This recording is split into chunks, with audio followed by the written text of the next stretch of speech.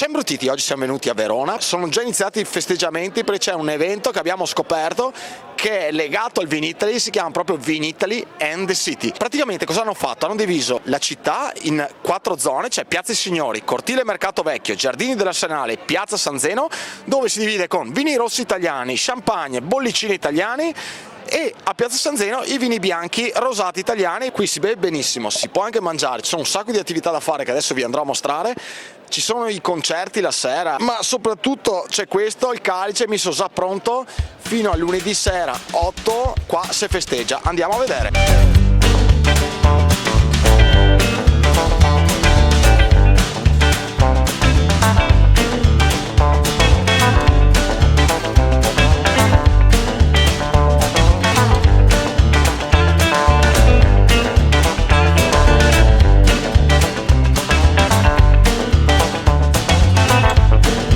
Di Milano che mi fa un commento su Valpolicella. Un ottimo vino, sì? Mi piacerebbe venire in Valpolicella a vedere il territorio. C'è champagne a volontà, puoi andare avanti. No, ma champagne è francese, io appunto sui vini veneti. Il tuo vino preferito è? Champagne.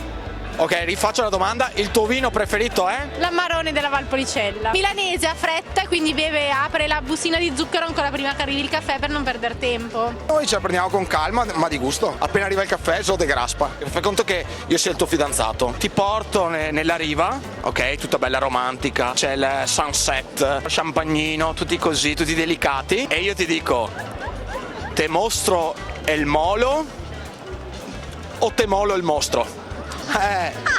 Ti ho fatto ridere, ti ho conquistato, mi sposi.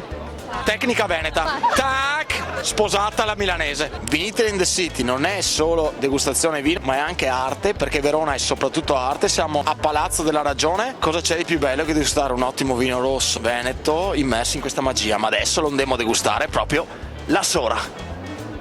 Stiamo salendo sulla Torre di Lamberti, da qua si vedrà tutta Verona e si può fare la degustazione anche qua, Si arriva in ascensore per fortuna, perché questa è una delle altre esperienze del Vinitaly in the City, si può venire a degustare da qua. Vedete, questa è la piazza dove eravamo prima, qua c'è Piazza delle Erbe, da qua si vede anche l'arena, eccola là, di Pinot Grigio, delle Venezie, quindi qua vini veneti. Vino fresco, delicato, abbiamo un sentore di pera, mela, si abbina molto bene pesce marinati pure alla piastra, ma molto leggeri, diciamo. Questo qui siamo a Fossalta di Piave, colore giallo, riflessi verdognoli, pulito, fresco. Proprio sa da pera, mela, proprio sa da frutta. E mi fa salivare nello stesso tempo che mi dà quella voglia di continuare. Un fiade sé, si è fatto apposta per berlo ancora di più. È una denominazione di origine controllata. Lo sta riprendendo, ho il terrore, stiamo arrivando, vero? Sta andando bene sta ascensore, c'è il cavo, senti come scorla? Mettimi la mano qua, senti. È vero. Ma siamo arrivati, che bello, possiamo ancora bere. Sai, sta bene a casa sul divano, con questo qua sul divano, altro che qua sulla torre.